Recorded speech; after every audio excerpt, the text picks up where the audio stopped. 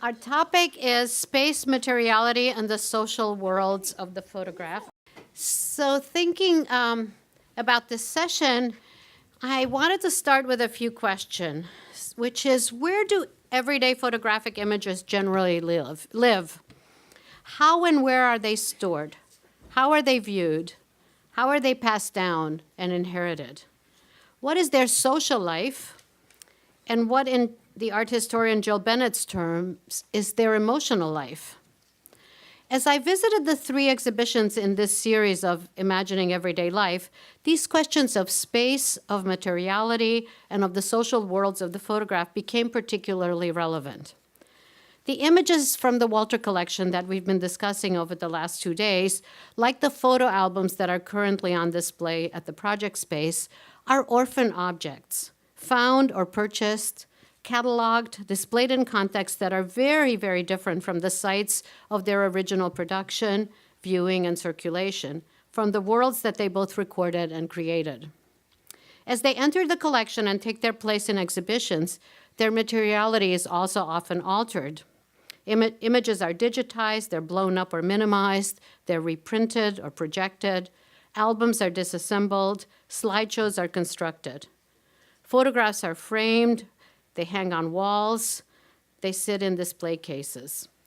They appear alongside other images that might resemble them, but that often, or most often, emerge from radically divergent social and historical times and spaces. Visiting the exhibits and contemplating this and other collections of images that emerge from everyday photographic practices, I felt unsure about how to respond to these alterations and relocations. Should we read the images backwards, attempting to reconstruct their original spaces, scales, and material qualities, their social and emotional life in their original contexts, as Ali Badad did today, for example? Will this recover their original functions in the institutions that produce them, whether the family, schools, prisons, or places of employment? Will this help us imagine the albums, shoeboxes, closets, or mantelpieces, the private and public repository that originally housed them? And is this recontextualization necessary if we are to discover or rediscover their personal, social, and institutional meanings, what they did in their former worlds? Or could we say conversely that their social roles and meanings, as well as some central characteristics of this particular photographic set of practices, emerge more clearly in collections of similar images, such as the one we're discussing? Could we say that such collections provide new forms of understanding these photographic genres and practices? Certainly, assembling and classifying mugshots, portraits, family pictures, ID photos, school pictures, or family albums, and exhibiting them alongside each other reveals a number of things. It reveals to me the strictness of the conventions and the limited possibilities of variations to which they're subject, for example. And we see how much we jump on these variations to make, to sort of bring these out. It reveals their conformity, their seriality, their repetition, dare I say their boredom, or the boredom that they can provoke through their sameness. And it reveals the challenges that curators and commentators face in animating some of them, making them compelling for display or contemplation. These questions of conformity and repetition, of materiality and social life, become more urgent as everyday photographic practices shift to digital media, whether individual or social. Laurie Novak's project, Collected Visions, a collection of over 3,000 family pictures launched online in 1996, is instructive in this regard. Note how the homepage is presented. It's striking, right, today? The site mimics a traditional living room with a mantelpiece, displaying framed photos and books, skeuomorphs, gesturing to the analog era of photography that was about to be displaced. The site began with scanned analog images uploaded and cataloged by the artist collector in the Collected Visions gallery, grouped under types of images such as birthday parties, family trips, or Christmas gatherings. This is truly a telling and important product of a moment of transition on the cusp between Web 1.0 and our current moment. Those of you who are students in this room are the first generation not to have material photo albums, I would venture, or even many printed photos of yourselves or your families. You might have prints of your school classes or school portraits. You will have printed passport and driver's license photos, ID photos. You might have calendars or albums that are produced from digital images on Picasa or iPhoto or similar kinds of platforms. But most of your photographic records, I would venture, will be housed on your phones or your computer hard disks, if not simply on the cloud or on your Facebook or Instagram pages if they don't quickly disappear on Snapchat. It's precisely to mark these technological shifts and to recognize what he thought of as the death of the analog photo album that the artist Vic Muniz made his series of called Album starting in 2010. His images replicate photographs that might be found in any typical middle-class photo albums. They show weddings, as here, individual or group portraits of babies, children, and adults, houses and cars, people on vacation, birthday parties. And I hope you can see what's going on here. And I'll talk about it more in a minute. I turn to Laurie Novak and Vic Muniz because, like other artists who use or reframe archival photographic images, they've taught me a great deal about everyday photographic practices, about their materiality, their social worlds, and the events that produce them. Muniz constructed his album project out of found photographs of many different kinds from many different periods, photos that he bought or found and collected over a number of years. With analog photos as their base, Vic Muniz's collages are composed of these photos that he cut up, assembled, enlarged, rephotographed, and printed, and then his original collages were destroyed. Texturing the space of the image and the bodies of the photograph subject, these scraps of found photographs underscore the materiality and the constructed quality of the photographic image more generally.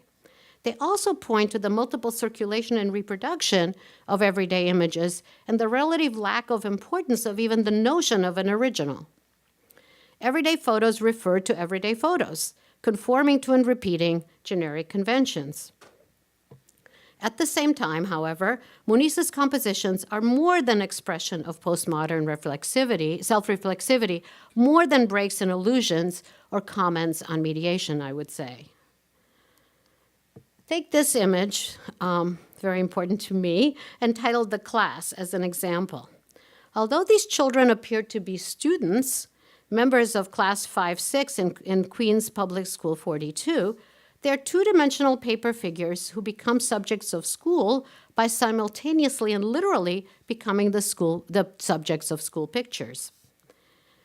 And yes, yet I think Muniz's image reveals a great deal more beyond its surface, however textured. And you can see that everything here is made out of scraps of photos, right?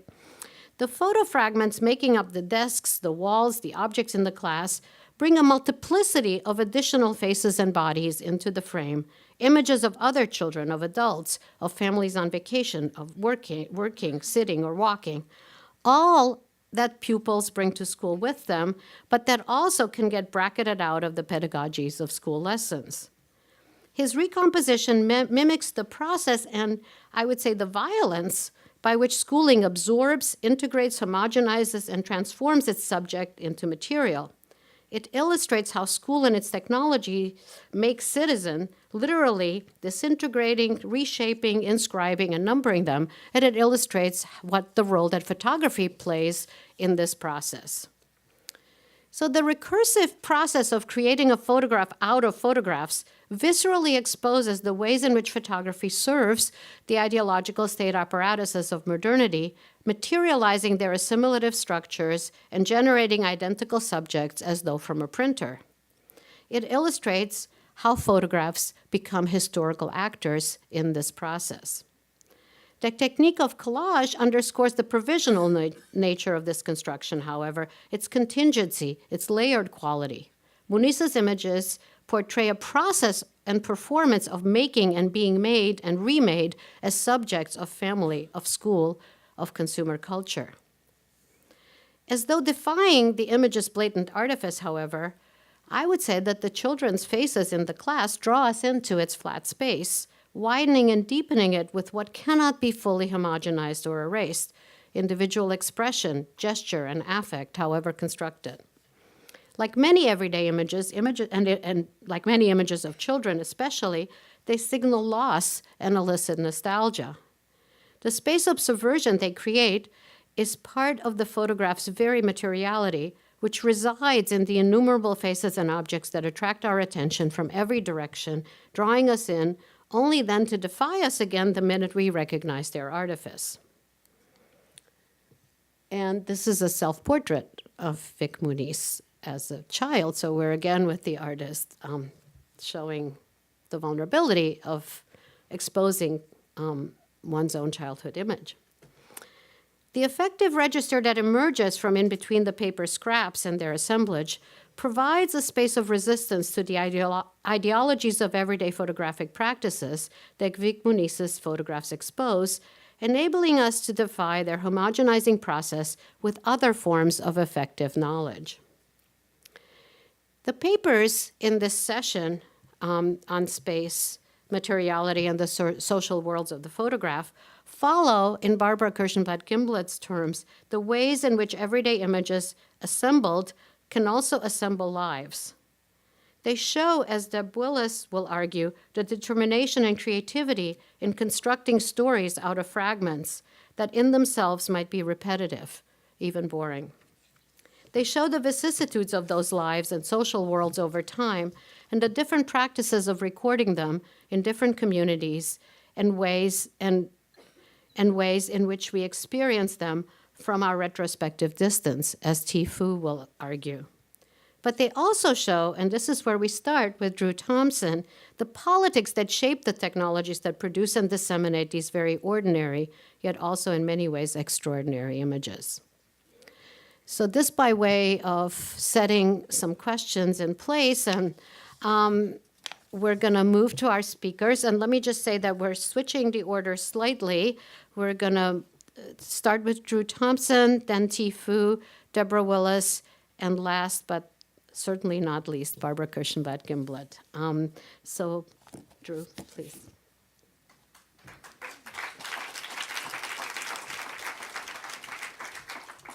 Good afternoon. So perhaps by a show of hands, I could ask, how many of you have used Polaroid cameras? Many of you. And how many of you still have Polaroid images, even if you're without your cameras? Many of you. So my engagement with the history of photography emerges out of the context of Portuguese-speaking Africa, more specifically the nation of Mozambique. I found myself at a loss when I considered the Walther collection in relation to this concept of the vernacular and vernacular photography. The images I expected to be in the collection and had interest in studying, Polaroids, were present, but in limited, albeit interesting ways. Polaroids seemingly epitomize conventional and popularized notions of the vernacular. For the better part of the mid to late 20th century, the sale of camera films fueled the photography market in North America, Europe, and Asia. And I'm intentionally leaving out Africa here, and you will shortly hear why. Photography films worked in many automatic cameras regardless of their make. And to this point, a Kodak shareholder, according to a 1971 New York Times report, questioned the increased importation of Fuji films to the United States and its potential impact on Kodak's business model. Polaroids were the Apple computers of their day, combining the hardware and software. Polaroid cameras required film manufactured by Polaroid. The word Polaroid encompasses the manufacturer, the camera, and the film. No longer was there a need, according to advertisements circulated in Mozambique, to use an entire roll of 35mm film before seeing your image. Polaroids offered frame prints for one to collect individually or to organize into an album. Starting in the late 1960s, at the same time of the War of Independence, newspaper readers in Mozambique's colonial capital and colonial and trading cities viewed Polaroid advertisements like the ones you're seeing here. Polaroids were not as widely accessible to consumers of photography in Mozambique, for that matter of Southern Africa in general, as these advertisements suggest. There were many variations on Polaroid cameras, including the 95 Land camera introduced in 1948 and the Polaroid Type 42, which produced self-developing black and white prints instead of the widely known colored images. At the same time of the Liberation War in Mozambique, an unidentified photographer used the Type 42 to photograph a broadcast of American Bandstand and the Apollo 11 landing. The collected images exposed Polaroid's camera's inability to produce a rapid series of images. And in fact, if you look closely here, at the top of the screen here with the Apollo 7 landing, positioned on top of the television screen that broadcasted the Apollo 11 landing were portrait photographs, possibly of the very people who watched the event. This use of films, coupled with the Polaroid camera, feels a bit extravagant from the context of Mozambique and the broader historical landscape of Southern Africa, where populations fought for independence. In this instance, there is a type of disjuncture and loss that characterized the Polaroids that frames my topic for today. Not only were these films and camera products unavailable in places like Mozambique, but they were also futile in the documentation of war and daily life, or the everyday as we're referring to it. Furthermore, Polaroids were of no value, even if available, when urban and rural populations in Mozambique and other parts of Southern Africa interfaced with the documentary and biometric regimes that characterized the deteriorating colonial states under which they lived.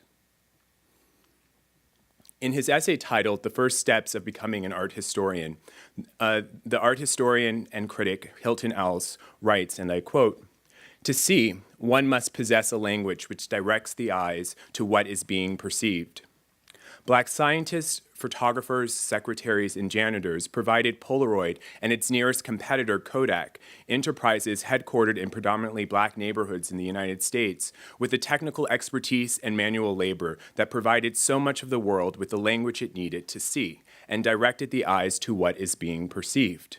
And this is a point that I think is often neglected. The very manufacturers of the products that we are talking about were living in predominantly black communities, and they were the very subjects of the images that we are speaking of. And it's important to remember this type of labor that goes into the objects that we are studying.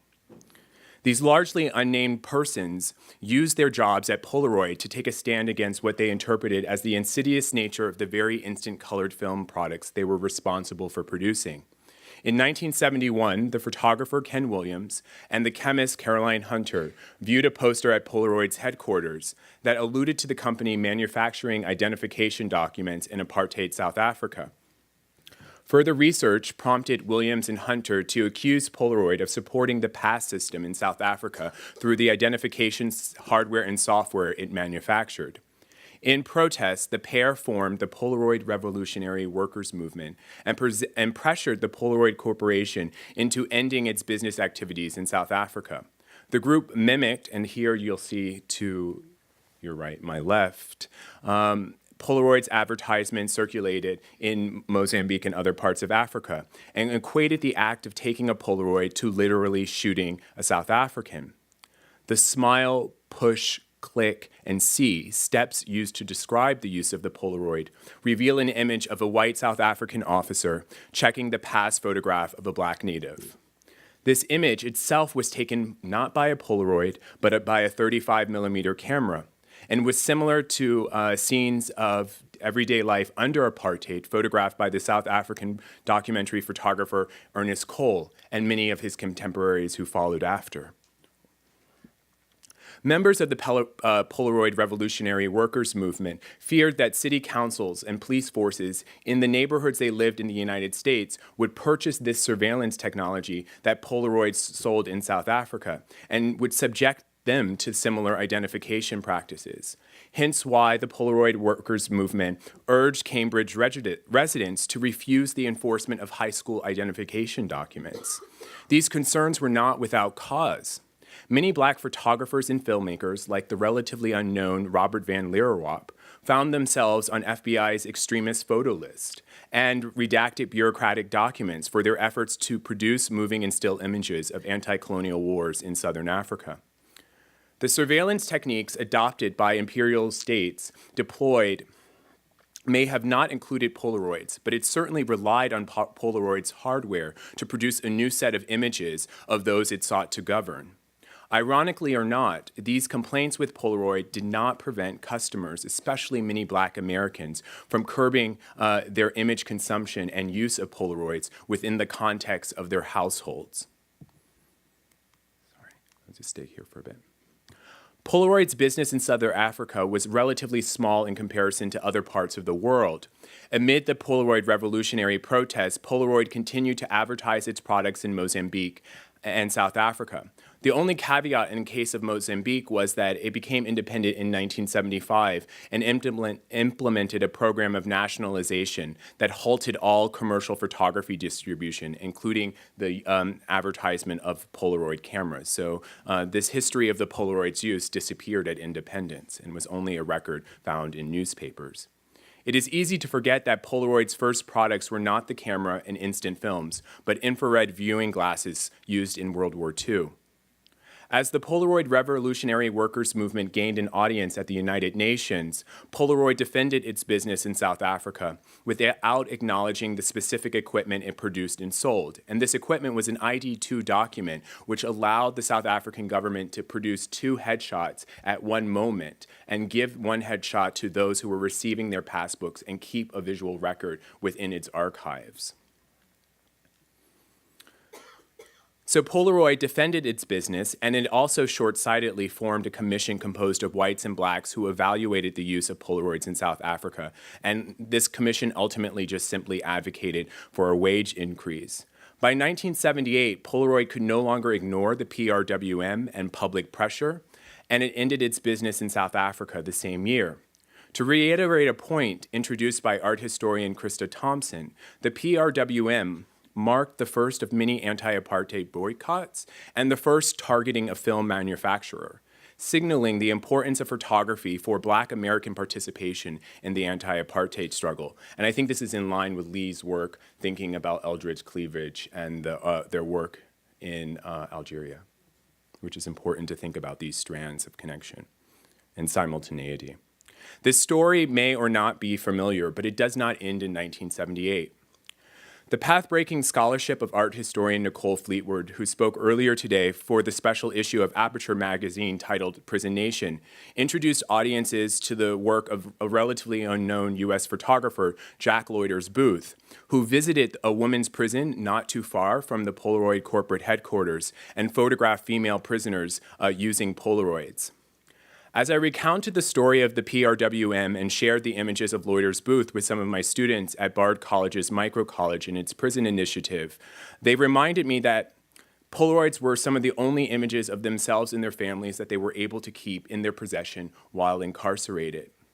What their experiences suggest alongside this work of Loiter's Booth, what their experiences suggest alongside the work of Loiter's Booth and other photographers like Jamal Sabaz, was that the end of Polaroid's commercial business in South Africa possibly corresponded with increased use of Polaroids inside U.S. prisons.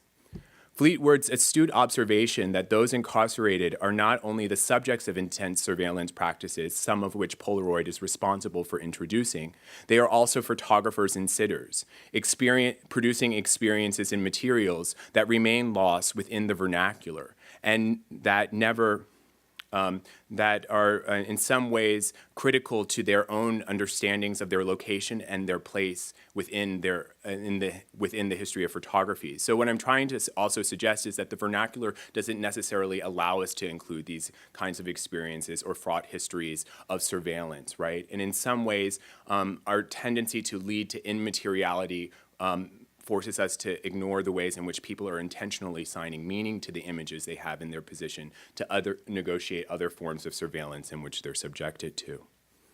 So in a discussion on Krista Thompson's recent work on photography and light in African-American diaspora context, my students at the Bard Prison Initiative reminded me that it was possible to only take Polaroids during their family visits. And for these moments, they talked about how they dressed up. But in order to dress up within the regiment of the prison, they had to borrow each other's shoes and watches from their peers. And Polaroids were these material objects through which those incarcerated see themselves outside of the context of the identity documents that they are forced to present at any notice when moving through the confines of this prison. So by looking at the Polaroid, these sitters and viewers of images could identify any particular facility, and this gets back to the importance of the backdrop that Nicole spoke about earlier. So they could identify the particular city where an inmate was photographed and the level of security they faced as a result of their location. So Polaroids also informed how they viewed events inside the prison as well as of the outside world. And sometimes the images they remembered most were not the ones of themselves with their family, but those of other Polaroids they viewed in news magazines. And there was this one case when someone explained to me the Polaroid they remembered most was of the O.J. Simpson trial, and the Polaroid the prosecution used showed of Nicole Brown to illustrate domestic violence. And I think this example points to what Sean Michelle Smith earlier spoke about how photographs acquire meaning in relation to other photographs. So when they're reading news, they were picking up sort of the images that were framed by their context and interaction with the Polaroid. So the very materiality they associate with Polaroids comes with limitations. The frame on the Polaroid is deemed a security risk as guards wonder what notes and other materials can be circulated inside them. Thus, inmates in this kind of context where I was teaching did not receive Polaroids. And within the space of the prison, their Polaroids transform into a type of visual currency and commodity. One of the striking examples of this significance is most visible in times of death, however, another element of loss that characterizes the Polaroid. When those formerly incarcerated die, many in attendance view Polaroids because this is sometimes the only images that the family has of their loved one and that this person had collected of themselves. And so they remember the inmates through the image loss of the Polaroid. And so to my final image and comments. Natural disasters like hurricanes in New Orleans, Houston, Puerto Rico, and tsunamis in Indonesia and Japan, which are occurring with increasing frequency, separate sitters from their images and images from their owners. Water destroys the color of prints and yet leaves intact a major element to their circulation and distribution, the paper on which developers transferred the image from the negative. One example of this separation appears in the series Lost and Found, which includes photographs collected by a group after the 2011 tsunami in Japan. Part of the collection features Polaroids. However, these Polaroids are not readily available. Once again, the Polaroids are somewhat lost. Perhaps they are not meant to last forever or even be found. The Canadian photographer Chun Lee knows all too well what happens when you try to unite a person with their lost images, specifically Polaroids. Lee found Polaroids discarded on the streets of Detroit and for sale on eBay from a Los Angeles distributor. He uploaded these found images to Facebook and Instagram, social media platforms whose facial recognition software identified the sitters and in the spirit of social networking connected Lee with the possible owners of the prints. Lee reminded me that it was wrong to think that people wanted to be reunited with their images. There is an embarrassment, shame, at one losing their image because it speaks to a social condition of displacement, abandonment, gentrification, and redlining, the very social conditions Polaroids were supposed to save people from. So in conclusion, I remind you the questions I asked at the beginning. How many of you have or have used Polaroid cameras? And how many of you still have Polaroid images, even if you are without the camera? In light of your responses, Polaroids as cameras, images, and memories continue to inflict and define a type of loss that is not captured by the vernacular. Metaphorically, similar to the escape artist, in some ways one might argue. It is almost as if Polaroids popularize and proliferate notions of the vernacular, but the images associated with this commercialized experience lies outside of the terminologies grasped and the meanings that we assign to it. Thank you.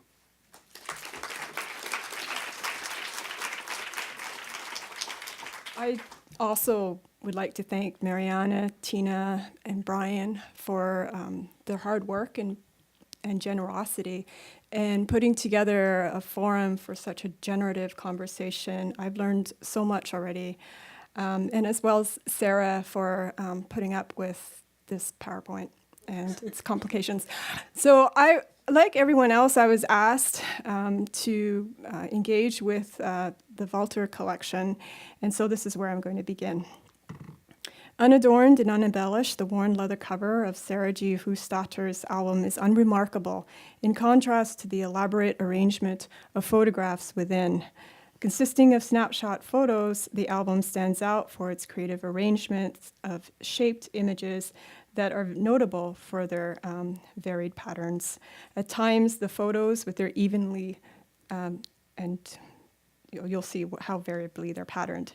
At times, the photos with their evenly spaced white borders accord with the standardized style characteristic of the mass market medium of the amateur snapshot. More often, however, Hofstadter's album includes snaps printed in sundry patterns, some with graceful arches and ornamental curves, and others meant to conjure recognizable shapes, a pear, an apple, even a pipe, as well as a pipe right there. That is not a pipe, I guess. And in a pedagogical mode, perhaps of expression, but also education about how you should feel about these photos.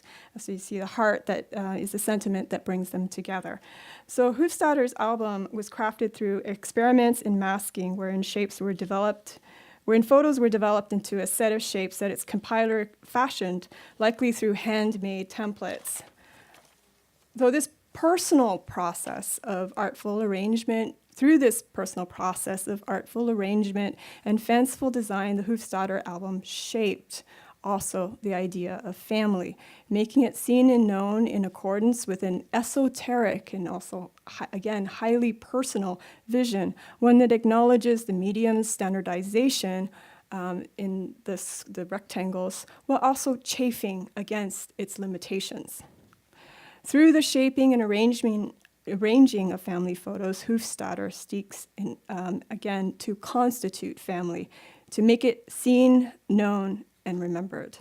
This aspiration is shared, I think, across many photo albums, albeit not always in such whimsical ways. In my larger collaborative research project, the Family Camera Network, my colleagues and I have been taken with this very question. How can we see and know family through photography? And we've done so by engaging in the practice of collecting ourselves, specifically by collecting domestic images and by preserving them along with the stories about them. And in this way, we're combining visual analysis with oral history. So personal artifacts inspire, in the research we've discovered that personal artifacts inspire deeply personal modes of inquiry. And we saw that enacted today in the previous panels. And yet, when vernacular materials or everyday objects, quotidian objects are collected, they enter an often wholly different institutional framework, one in which I'm implicated myself. The personal approach that shaped family may not always be preserved, nor are they readily decipherable in these new contexts. In cases where provenance is unknown, as is often exemplified through orphan albums, the precise nature of the personal relationships portrayed within these albums are often opaque, unknowable. Given these processes, which result, I argue, in estrangement, I become increasingly interested in, I don't have the language for this yet, I'm toying with this notion of impersonal ways of seeing, but for now, let's just call that a way of seeing that nuances the personal beyond autobiography. How might one look at and what can we know or should we know about family albums that are not our own? This question emerges for any researcher who approaches these materials as an outsider looking closely at intimate attachments whose complexities they can only guess at and whose intensities they cannot lay claim to. But I was surprised to glimpse perhaps a way of reflecting on this question within the Hofstadter album itself. So this is a very speculative discussion. For all that the family album is manifestly preoccupied with the personal as a means of forming the familial, Hofstadter's shapes and arrangements can also be seen to contemplate the possibility of estrangement itself. By estrangement, I mean spatial and/or temporal distance and their impact. That is, the possibility that with the passing of time and the traversing of distance, and for that matter, kind of the dematerialization of the object. It's kind of a weird exercise for me to have to try to write about these things that I cannot touch. A A viewer might gaze upon a family photo without any hope of identifying who this person is, never mind establish any sense of relationship with them or even with the people who are portrayed within them. So in this album, the shaping and arrangement of snapshots plays with the tension between, on the one hand, establishing family connections, and on the other hand, with estrangement as an inevitable threat that unravels these connections. Albums, I suggest, are an ambivalent record. They evince mixed feelings, as Elspeth and I talk about in a different context, not just of intimacy. They're more than this, they are an ambivalent record of intimate estrangements. The Hofstadter album conjures the idea of family while also anticipating the possibility of estrangement. In a set of photographs taken inside the early 20th century home, for example, this is where she's doing it. Hofstadter draws attention to, I'm not familiar with this kind of home arrangement, but the parlor and the drawing room, I suppose, where snaps capture their subject's interiority. I'm drawing on the work of other historians here by depicting the family's interior spaces. And what's notable here is, it's referencing kind of using the usual snapshot framing with the square borders, but also depicting the framed images within this framed image. Okay. The use of a template to produce then elegantly curved edges confers formality and gravity to snapshots by mirroring the framing of the studio portraits that are portrayed in the previous set of images. Okay. Similar to those visible in the background of these earlier photos. And yet the album uses the same ornate template, at least on this page, so often as to draw attention to its crafting, to its production and reproduction. This excessive repetition calls into question, I suggest, the very bourgeois framing of family that the photos evoke. Elsewhere, the album conjures the idea of family by drawing on and literalizing the hackneyed arboreal tropes of genealogy, the liveliness,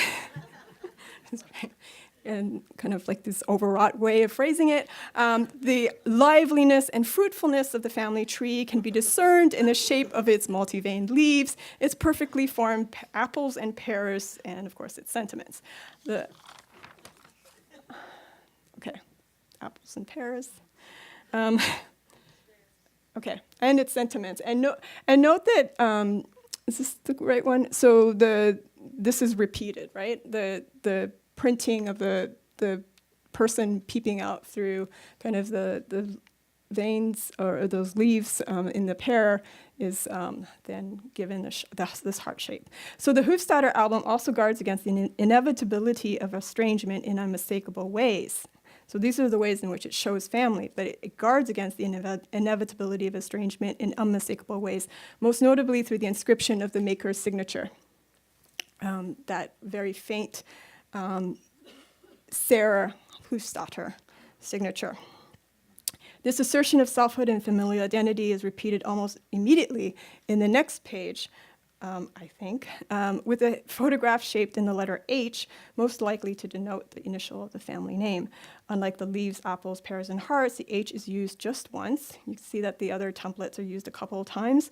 So this singularity suggests its prominence and signal function as an identifying marker. In subsequent pages, the album includes a second, more strikingly realized letter, an E, which consists of portraits of several different men, meticulously placed in relation to each other. What does it say about me that initially I thought it was the same man? But unlike the H, whose inclusion on the first page of the album reinforces its maker's assertion of selfhood and familial connection, it's not clear what the letter E denotes, at least to my eye. Nor is it obvious who these men are or their connection to each other. Though recognizable as a shape, the grouping or set that the initial, 5 minutes remaining, really, set that the initial brings together is, to my eye at least, all but impossible to recognize. The placement of this initial, however, provides a clue of sorts, and it cut off the second side, but it's flanked by pasted between two photographs of masked figures who are unidentified and who lack any distinguishing markers. This letter is suggested for it implies acknowledgement of an encroaching anonymity signaled by the mask. I'm speculating. In this way, the album foresees and seeks to forestall anonymization, playing in a clever and comic way with the inevitability of estrangement. Through this means, it seeks to salve the all too real threat of losing the very connections that it sought to shape. Critics have observed then the importance of the geometries of 19th century albums, which I've been describing here. These geometries form grids that enclose the world, they've argued, even as it seeks to demarcate itself from this world. Just as importantly, the album's geometries provide a form and a shape that structure narrative. So I'm trying to piece together the story of the album, but this is a very partial story. And it does so that in a way that creates a sense of intimacy, but it's an intimacy that acknowledges estrangement as a key component of this logic. So the, at times, comic mood of the album provides a means of playing with and assuaging the threat of estrangement. Elsewhere, however, the theme of estrangement in albums acquires a less playful, more poignant mood, especially when anonymization results from the violence of larger forces, social forces of erasure. The Walther collection also includes what's known simply as the African American album, which was compiled by an unknown maker in an unknown location. It is, in other words, an orphan album, and as such, this album prompts viewers to reckon with the social life and racialized afterlives of estrangements. Here we confront what Tina Kamp has aptly termed the fugitivity of orphan images in the context of the Black diaspora. What can we know about its photographs, the photographs in this album, and again, what should we know about it? It's important to acknowledge the album's refusal to disclose as in itself meaningful, to recognize, in other words, the estrangements that it makes visible. So I'd like to turn now to another orphan album, one which I found in a vintage shop. I bought at a vintage shop in Ho Chi Minh City. I think it's important to talk about kind of the visual economies in which we're all participating and the materiality of that process, and which has been the focus of my research, related research on photography in the war in Vietnam. The Tu Duc Military Academy album chronicles 5 years from 1951 to 1957 of fraternal affiliation and homosocial community amongst the men who trained for service initially with the, so 1951, right, when it was still a French colony, initially with the French, and then subsequently with the US allied government of South Vietnam, who fought against communist North Vietnam. Photographs of men who fought for South Vietnam were likely abandoned or sold by their families in 1975 when the communists won, for they contained evidence of what would be considered counter-revolutionary allegiances. So even though I was able to establish the first name of the photographer and owner of the album, nevertheless, it remains an orphan object. Not only do we not know his full name, the very context in which I found the album, not to mention the information that it discloses about inconvenient loyalties, most notably its compiler, I was able to discover, was the head of the secret police in Saigon, which meant that he was targeted for political reprisal, attests to its repudiated status. I'm fairly certain that the album's owner, who is likely here the chief photographer, would not want to be known if he were still alive. Understanding the meaning of this discarded and unclaimed album then entails not divulging, but keeping its secrets, an act necessary given the state's politicization of family during and after the war in Vietnam. The photographs in the album include studio portraits of uniformed officers with deckled edges, snapshots of men at target practice, not shown here, mid-stride during drills, on furlough at tourist destinations in the US and in Europe, and at rest. So when we consider the activities in these photographs are all organized around military training, the album expresses, in my larger project, I argue that a keenly felt fraternal love developed and deepened as part of this story about a war that was still unfolding. And yet the album can also be seen to anticipate disavowal as the ultimate gesture in the face of the loss of the nation of South Vietnam. And here's the loss of the colony. In a painted photograph of a lone cadet standing in the distance of a public garden on the grounds of the academy, the album's maker wrote this inscription, which appears on the back. The Vietnamese flag flutters crisply on a clear day. Dated March 4th, 1954, the photo seems to have been taken less than 2 months before the French finally surrendered to the Viet Minh at Dien Bien Phu. Significantly, the photo has been cut in a precise line at the top, not so evident in this, but so that there is no sign of the flag described in the inscription. The cropping of the image, as discerned by the missing decal edge on the top side of the photo, which presumably took place, so it was made before Dien Bien Phu and cropped after Dien Bien Phu, marks the next chapter in Vietnam's history. The unseen hand that erased the flag of an older colonial order from this photo anticipates a political erasure, visually reinforcing the divided state of the nation when new flags for North Vietnam and South Vietnam replaced whatever flag was removed here. Moreover, this act was done so neatly that viewers glancing only cursorily might miss it altogether. My parents were the ones who figured that one out. So anthropologist Yana Kwan has observed that private rights of commemoration in Vietnam contest the state's public memorialization practices, which forbid remembrance of South Vietnamese deaths by reconciling communist and Arvin men. However, the wayward sons in discarded photos, such as the ones contained in this album, may never be reunited with their owner or with their families. This album's mode of assemblage, its highly gendered depiction of military trainees at work and play, projects a form of visual kinship. In making this claim, I'm not contending that this album belongs within the category of family photography. I'm not actually interested in establishing or taking apart categories, nor am I asserting that all personal photos necessarily invoke the idea of family.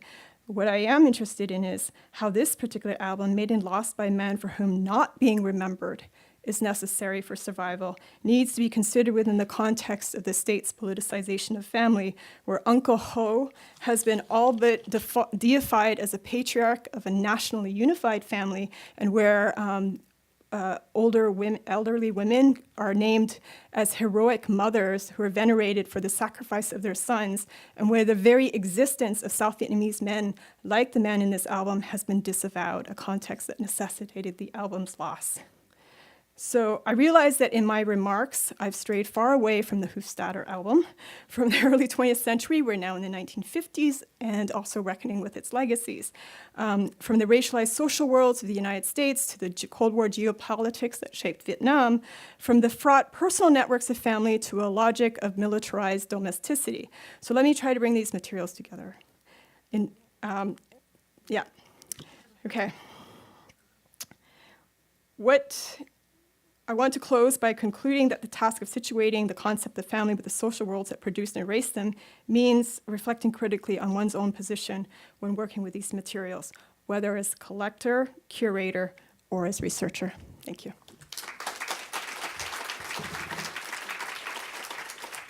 It's really a pleasure to be here, and I thank Tina and Marianne and Brian and Arthur and Sarah and Remy. It's just a real pleasure, and I see a lot of good faces here.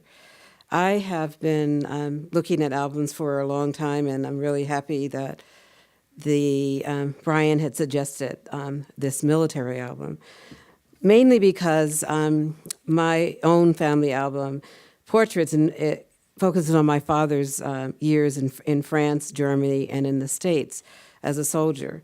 And his photographs of him in uniform with his friends, relaxing and smiling in the camera, for the camera. He also has images of his future wife, my mother, and her sisters. He signed them, printed sweet messages, and pasted them on pages. So I'm thinking about how these images have been documented. So I'm going to read some and go through some images. What I find fascinating is, speaking of pictures, was printed on one of the album pages. And so I thought it would be a fantastic way to identify this album. Images of life in the photographic album are shaped and narrated through the voice of a family member or the keeper of the photographs. They merge in creative ways, the photographic object as a popular imagination, and also to create graphic stories about the experiences in and out of the home. In doing so, they challenge the viewer to imagine a lived experience.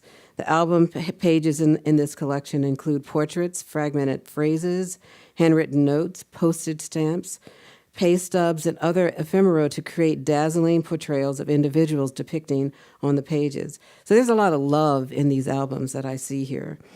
For the past few years, I've been increasingly interested in this notion of homage and embodiment in family albums, and the creative ways encoded messages are pasted on the pages. Black American military men and women travel to new countries and cities, send photographs of their encounters and adventures to mothers, sisters, brothers, fathers, uncles, aunts, cousins, and children. Some were sent to girlfriends and boyfriends. Many received the photographs with great interest and response to their experiences. The album pages in this collection evoke an emotional message that go on beyond representation, which connects to a recharacterization of African American experiences. Topics range from memorializing and commitment to military service, to self-fashioning, to socializing in clubs, to projecting beauty and masculinity through constructed poses. The photographs speak of multiple identities, and found in these photographs affirm the humanity of the men and women in these albums. This presentation mediates between representing the Black male body during wartime and framing Black life on the home front and visualizing stories of women during a complex period in the 20th century. We also think about how sexualization and prostitution is a central way of how women and men related during the war. And such, the creators and the preservers of these albums are both close readers of the photographs and keen observers to national and local issues. You know, I think that these projected subjects in the albums, through their artistic impulses of the album maker, they really believed that they were being artistic. Combining family photographs and pictures from popular culture, texts, and also highlighted their personal concerns, political thoughts and amusements. The creator of the album thinking about crucial ways of reframing and framing life. So the pages here in this talk includes the everyday. What's exciting about this is that we see not only the pay stubs, we see foreign currency, we see good meal moments, we see middle brow poetry and sometimes low brow poetry. We see love letters. We see encounters with pretty girls, Black, white, and Asian. We see the new encounters of people. We look at dress. We see that this person considered themselves an artist. You see the palette. We see the Merry Christmas. So we see this aspect of how social moments change and transform their lives. We also see the importance of relationships that they had. This is one figure here who was a she works as a bomber. She was also a musician. She sang with the Bing Crosby choral. But we also see the interaction of relationships, Black and white. We see a sense of desire within the framing of these images. We see that not only the Royal Bank of Canada, so we see the preservation of family and sustainability in terms of thinking about how they visualize themselves. Also seeing photographs of Eddie Rochester Anderson and his house. We also see that on the same page of the shores of the Caspian Sea. So we also see phrases like, I'm very pleased about this subject. So we don't know who's pleased. Is the person who put the image on the poster, or if the person who is pleased, who's the subject of the photograph. We see a Thanksgiving meal and the opportunities, in 1943, to have this, this banquet of food. But also to think about tributes to someone by the name of Bauman, who was central to many of the figures in this album. He is circulated throughout. We see my sister, same page as we see these half-dressed women. We also see men, but we see these postage stamps. And so we begin to think about migration and how these the migratory notion of stamps. We also think about employment within the work of, this is fresh as a newborn colt. We see the sense of commitment in the service. We see post-graduation. The images also share stories about idealized life. Here is a photograph in New Orleans. So we know Nebraska is central in this album. We know New Orleans. We see the home of Bauman and his shotgun houses. We also see desire. So the sense of desire is a central way of reading this sense of the myth of Black men traveling throughout. We see this image here. Okay. There's another one there, but we can go through that. We can bring that up for a second. So when we think about payroll and insurance, we think about healthcare and the experience of how these soldiers felt about their experiences in the war, but also fidelity. So they had a lot of women, they encountered women. We see this whole aspect of how they felt about women and how they felt about family members. We also see membership from the Masons to the unions. We know that they worked for Maison Blanche, which was called the White House in New Orleans, which was a big department store. And then the way that the names, the memorialization of the names and their buddies on the pages. They also have these, the sense of spirituality is framing within there. So we know the Protestant, the Catholic. We know this moment of Christianity throughout from the phrases of how they are seen in these images. And so this is, as I think about, I don't have my glasses on. So thinking about segregation, and it's a beautiful poem, a beautiful phrase and framing by someone who wrote this important aspect. They were quartermasters and they were enlisted in the war. The album is from 1941 to 1959. But we also see what they felt about segregation. And this is from Colored to the Rear by Sergeant Archie Mclaren. And he talks about racism and humor. Okay. To ride a Florida bus, the prices are so dear. You pay the same as anyone, but colored to the rear. Hey there, stand back in line, and let those white folks by. If you black boys ain't careful, someone's gonna die. The camp is in the country, several miles from town. No use to try to thumb a ride when your skin is brown. You leave loved ones behind you to fight for democracy, but many times you'll stop to ask, what has it done for me? Out on the battlefields we fight, with each thought very clear. Where shot and shells are bursting, there's no colored to the rear. There's no colored to the rear. For death knows neither black nor white, nor thoughts of race or creed. On far-flung shores we fight each day to free those not yet freed. Inducted in some northern camp were men about a week, then to the south and prejudice denied the right to speak. My God, may peace deliver us from death, from blood, from fear, from racial strife of Southern life, from colored to the rear.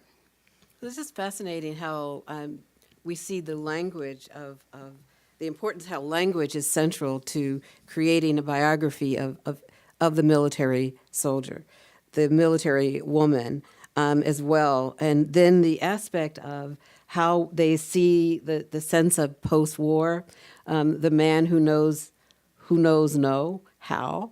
But the aspect of see you, see me is also reflected in this, that I see you looking at me in terms of that exchange of that gaze, but also the person who's saving that image is recognizing the importance of their images within the framing of the story.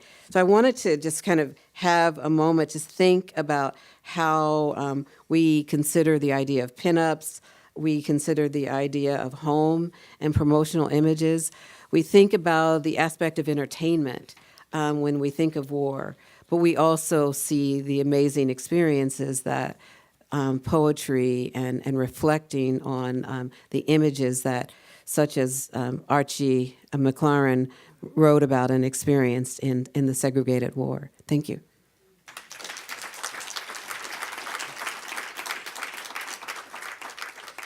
This last panel was intended to take up the current exhibition of photography albums at the Walther Collection. But coming at the end of the rich discussions of vernacular photography last night and today, it seemed appropriate to also reflect on the state of the field in that light. It's now 18 years since the publication in 2000 of Jeffrey Batchen's landmark essay, Vernacular Photographies. Much has happened since then, not least his repudiation of a category that he did so much to establish and that has been so productive, if vexing. In other words, vernacular photographies is a victim of its own success. Lament.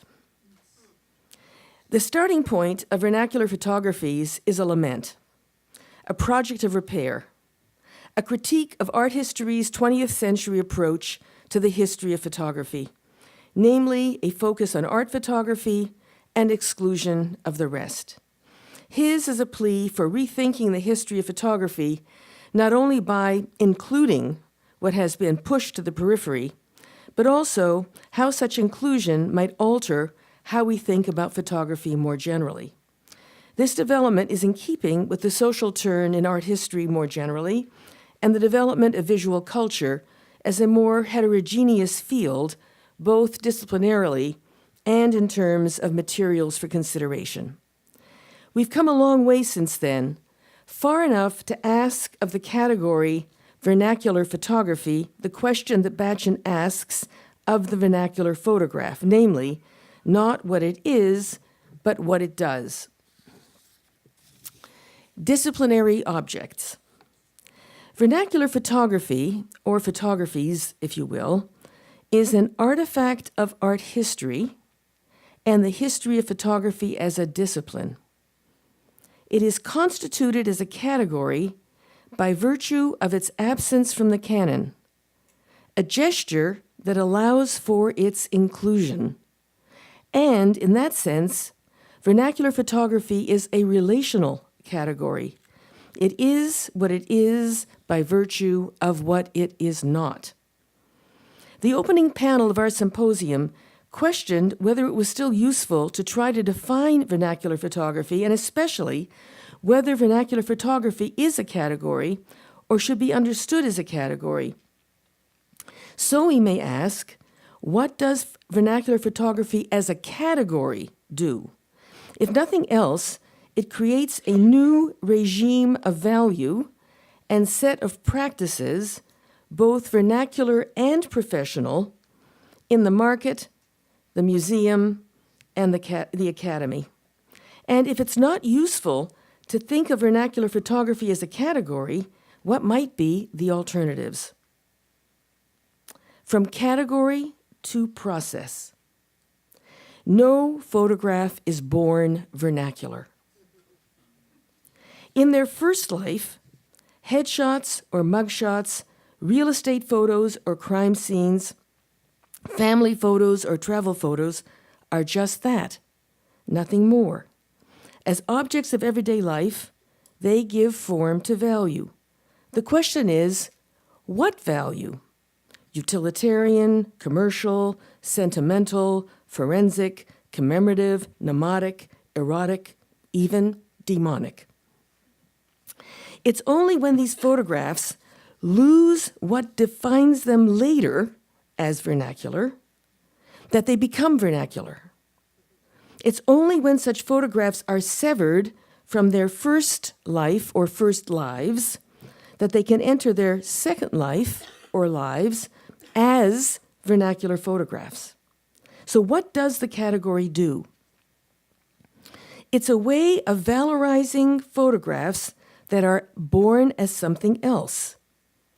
It sets the photograph in a different regime of value.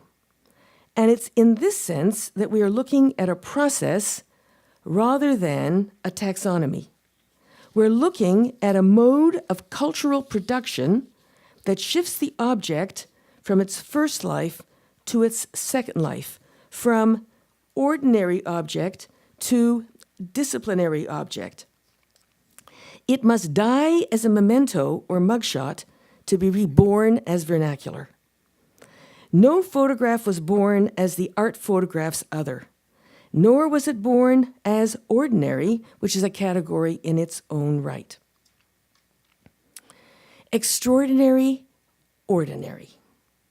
The world is awash in photographs of all kinds, and above all, with photographs rife with potential for a second life as vernacular. But not all of these photographs make it there.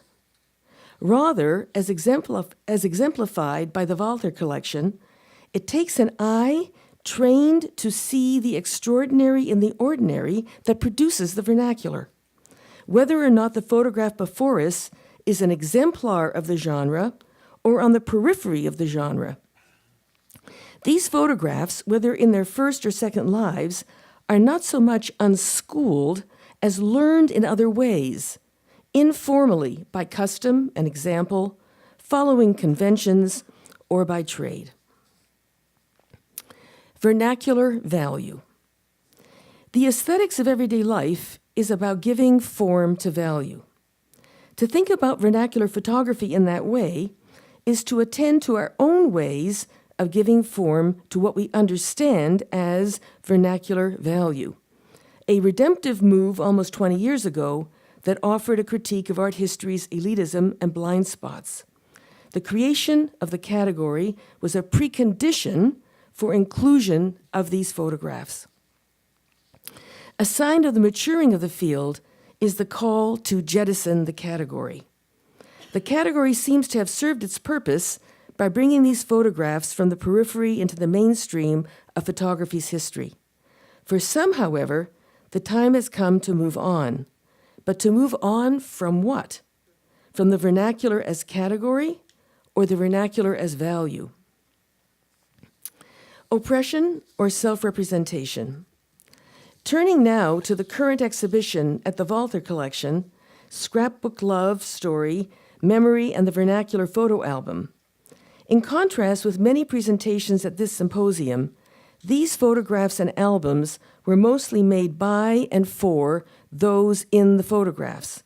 They are, in large measure, practices of self-representation, a performance for the camera, and a compilation for oneself and others.